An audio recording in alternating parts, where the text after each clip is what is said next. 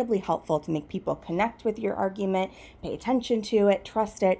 Logos has to do more with the kind of content that you choose and how that's tailored to whatever audience you have. Because whenever we're writing or speaking or communicating or emailing or whatever we're doing that involves words, going outside of just ourselves, we want people to be able to follow and understand it.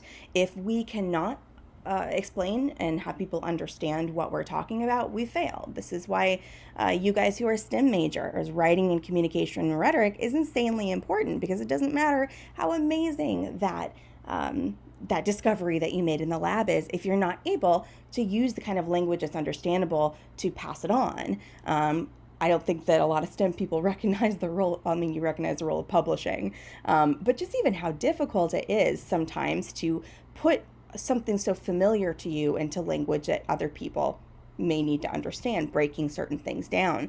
And Logos helps us do that. It's the kind of strategies that we use to make something understandable. But there's also an element of editing the actual content we're sharing. So let's say you are talking to your best friend versus your 5-year-old cousin, and you guys are talking about COVID-19. The way that you talk to your 5-year-old, I forget what I said, nephew, cousin, is going to be very different than the way you talk to your friend. The information is going to change. Maybe your purpose is the same, to talk about COVID-19, but the way you discuss it, the language you use, and even the examples are going to change. And so that has to do with Logos. And the way that we use Logos is anything that's going to appeal to our brain, that's going to make us say, like, oh yeah, okay, I got it. I get that. I follow you. So citing statistics, facts, history, we like things that are verifiable. And so when you bring in something like a fact, you are now saying, look, this isn't an opinion. This isn't touchy-feely. This is kind of not up for debate. And granted, when we're using ethos, that usually comes with facts. So ethos and Logos are very, very tied. So sometimes the lines between these appeals are really muddy, and that's what a good argument does. In a sort of rudimentary argument, we're able to see, oh, here is a Logos appeal, here is an ethos. But good arguments, it kind of becomes indiscernible because they borrow from each other. And so history is wonderful Logos as well, because it has happened and we could look at it as fact. Granted, people interpret history, and so the way that many of us learned history, let's say in the classroom, is biased because somebody has collected and omitted or editorialized upon that history. But history itself, there's dates, there's things like that, and they're helpful. I need to plug in my computer. Using definitions are also a great way to use Logos, because it's, again, like a fact.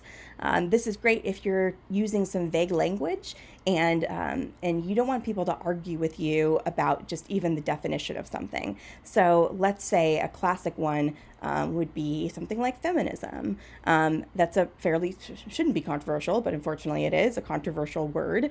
The dictionary definition is equality for all people of all genders and sexes. But most people see it as, man-hating or bra-burning, etc., a very radicalized view of that, which literally isn't the definition. And so that does have another definition, which is misandry, but that's a totally different word. So you have a lot of power, let's say, if you're arguing to that kind of sexist uncle who's saying that feminism is one thing, and if you're able to point to the dictionary, you could say, no, actually, it's this, and it becomes something factual.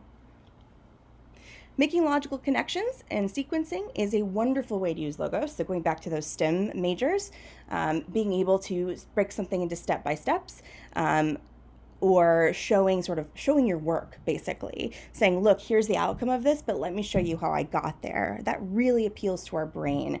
And even if it seems like maybe you're slowing things down a little too much, it's actually better to write something as if the reader may be a little bit dumb, and connect your logic so that you can make sure that they're tracking with you. And lastly, finding ways to help the audience understand information differently. So using contrasts or describing something. And we're going to have a whole day next week where we look at the different strategies we can use to help audiences understand what we're talking about. Super, super important for pretty much everybody who's going to eventually have to talk to somebody outside of your field. If somebody asks, how your latest, I don't know why I'm using like engineering, mechanism that you designed works and they're not immediately on your team or in your department, you're going to have to use different language and maybe go through a step by step of here's how I got to this, here's how this thing functions. So how do we see this? Obviously, anything that's going to have numbers. So first thing when I look at this, I'm like, oh my gosh, like, yes, there's a lot of maybe emotional stuff going on. There's the color theory. Red actually does stimulate your salivary glands, and it communicates hunger to your brain, which is fascinating, which is why most of our fast food restaurants are a mixture of red and yellow. So think In-N-Out, think McDonald's, Burger King. I know it has a little bit of blue. Del Taco, all of those use that combination, which is pretty fascinating. But here I look at this, I'm like, wow, there's numbers. For the biggest thing we see, I mentioned this in Ethos, of whatever the largest thing on the page is, if it's advertising, that's like really what you're supposed to look at first. So we have a number of 100 calories. We also have this really, like, I'm not going to read this thing, honestly, but this is an interesting comparison. So they go through, there's all these like sciencey numbers, but frankly, most people aren't going to look at these, like actually read these and compare them. They're not going to even understand what that means to have 10 grams of carbs versus 15 grams of carbs. I think some people who are into nutrition or count their macros and stuff probably will.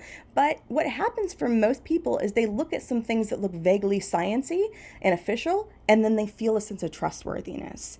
Whenever you're watching something on TV and then very quickly there's like a bar graph that shows up, like I see it on deodorant ads, which is ridiculous to me. And if you pause the TV or whatever, there may not even be a key to help you decipher the graph, because the point isn't to actually present some research to you. The point is to show a graph, which by association makes that thing seem much more trustworthy and official and documented and quantifiable. And so I don't doubt that this is incorrect, but the reason for this comparison of these, the reason for these numbers is mainly just to lend the sense of credibility to it. What most people are going to notice is the comparison of these stacks. That itself is a kind of logos, saying, look, we'll show you what 100 calories is. Here's what 100 calories is for these two. You get more. And you even see the word more up there as well. So it's shown very demonstratively and very visually so that you don't even have to break this down. So this is a primarily logos-driven argument. Another example of logos, even though there's no numbers here, it still is giving you proof. So we love things like before and afters. We love tutorials. There's a reason that like makeup tutorials are so big on and unboxings and things like that are so big on YouTube, is that we like to actually see that thing work. When I was growing up in the 90s, and I know they're still around today, but the big thing was infomercials, or you'd go to the fair and you'd see somebody demonstrating a Vitamix. And so that is a form of proof. You could see it with your own eyes. I mean, literally it says see the difference. Even though it's a rendering, this is supposed to grab your attention because you can prove it. It's sort of factual. You can see that difference yourself. Something else that functions in a very similar way. I'm sorry, I had to plug in my computer, and my air conditioning is loud. Our brain ends up doing a lot of the work. So even going back to this one, since there is no text, it's not saying like, look, having this contact is going to give you clearer vision, like the one on the right. Our brain just kind of fills in the gaps there. So you could think back to when we talked about schemas at the very beginning of our conversation on implicit bias. Schemas just collect all of this stuff, and so we have these mental shortcuts, and of course that can end up being really bad, but overall it's actually a good thing for us. So I don't have to stare at this, or we can go to the next one for a break. I don't have to just stare at this and say, what do they mean? Why? What does that have to do with anything? Why is there South America on these paper towel dispensers? No, I would say in about like less than a second, my brain just kind of got it. And I could break it down in an equation if I wanted to. But I know just from looking at these for a second that this is saying that the more paper that we use, the Amazon rainforest, which they didn't even say Amazon, but like that's part of just our cultural context. When we see South America in green, we associate it with the rainforest. Is if we use paper a lot, it's going to, the rainforest is going to diminish. We also just know the laws of physics, and we've used a paper towel dispenser before. So actually this breaks down a difficult concept. It visualizes a difficult concept for us with terms that are understandable, which those of you who, are into language arts or English, maybe immediately you thought like, oh, metaphor. I'm like, yeah, that bit pretty much is a metaphor. It's an analogy. And analogies are the greatest way that we can help people understand. Well, one of the greatest ways we can help people understand it. So I want to talk a little bit more about that process, because it's easy to see numbers. It's fairly easy to see like, oh yeah, it's a before and after, or oh, it's a comparison and I can see the difference. But it's one thing when we have our mental shortcuts that are helping us build meaning through logos. And so this is logical reasoning. And this happens in that unconscious, subconscious level for us. That's exactly what's going on with the schemas. So when we go to sit in a chair, we don't have to pause and assess that the thing is a chair. Our brain has already done that mental work for us. It was not really exhausting for me to analyze this. It was pretty clear. And the thing is, if I didn't get it, that means they probably made a mistake in their marketing team to not make that understandable. So in logical reasoning, it's just that. It's kind of that the sequential process of coming to an understanding that happens at that subconscious level. So let's start with just an assumption. So assumptions are at the root of all logical reasoning. And we can actually, if you're into this, there's a whole field if you want to go into formalized logic. It's kind of math and rhetoric meet. It's not my favorite area because math is not my favorite thing. But logical reasoning builds off of the assumptions that you have already had in those schemas. So this statement, it's only 8:30, so I can't go to In-N-Out.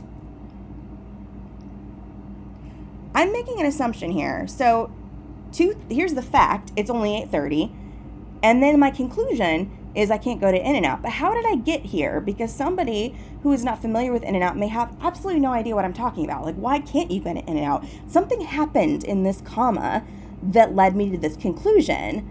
However, I'm sure that as I'm saying this, a lot of people know exactly what I mean. It came into your head automatically.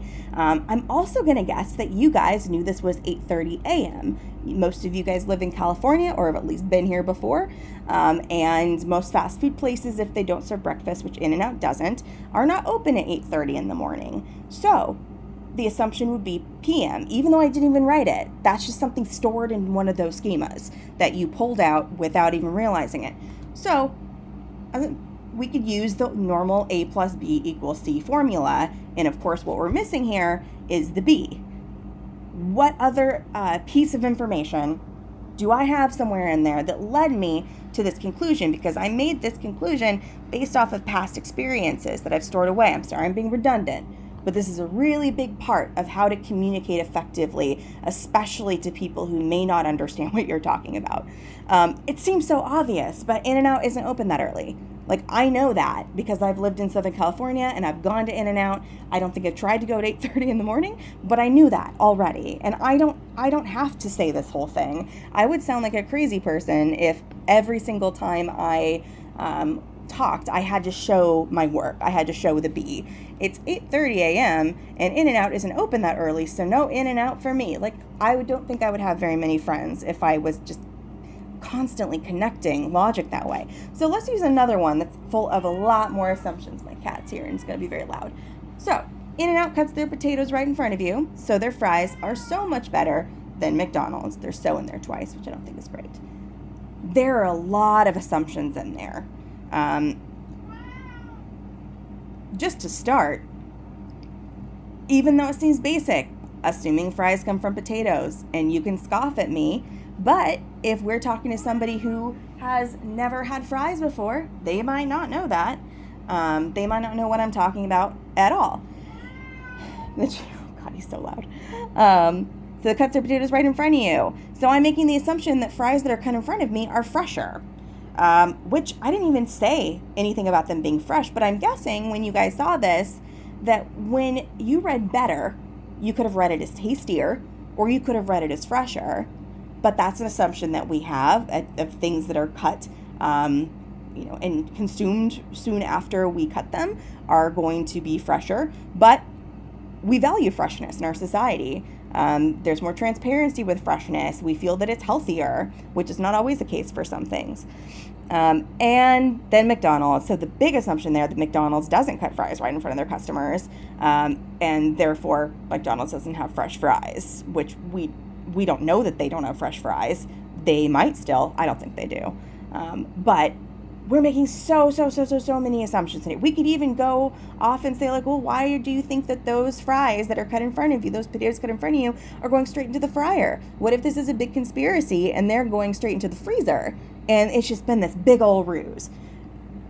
Again, if I actually communicated like this to people, I would have no friends. And I'm pretty sure you guys would have stopped listening to me if you haven't already. Our brain fills in these gaps. But if somebody was really unclear, if a space alien came down and I was trying to communicate this to them, I actually might include a couple of these things so that they understood it. Because I know that my audience has changed. It's no longer my students who live or have lived in California. It's now the space alien who doesn't know what In-N-Out or a potato is. So logical reasoning is the showing your work of logic. There's a couple other ways that you can show logos. Some of it is all about context and like positive correlation. So I get so tired of seeing ads like this where there's like a product that's growing out of the tree, or like if you see, I think Florida Naturals does this too, where there's a person like plucking oranges and then he just brings a carton out, and it's not like they're saying like, oh man, they're gonna think that we freshly harvested these 7-Ups. Like, no. They know you're not an idiot, but there's an interesting suspension of judgment that happens because they're not trying to convince you that 7-Up grows on trees. They're trying to get you to align 7-Up with something that's natural and fresh, and so they put it in that context. And of course, we do have that number, 100% natural. However, the more that we read through this, it actually makes absolutely no sense. I don't know what 100% natural is. 100% natural would mean ingredients that have not been manipulated by people, I think, and 7-Up surely I don't think is natural. So even this piece of logos, this statistic, I'm like, I don't understand that, but it doesn't even matter. It's kind of like with the graphs. As long as there's a number on there and a positive number, a positive percentage like 100%, it's not going to really matter what it even means, because the viewer is not going to spend a whole lot of time analyzing this like we are right now. And of course, they aren't specific. Been stripped of the artificial stuff found in other soft drinks. I don't know what that is. What other artificial stuff?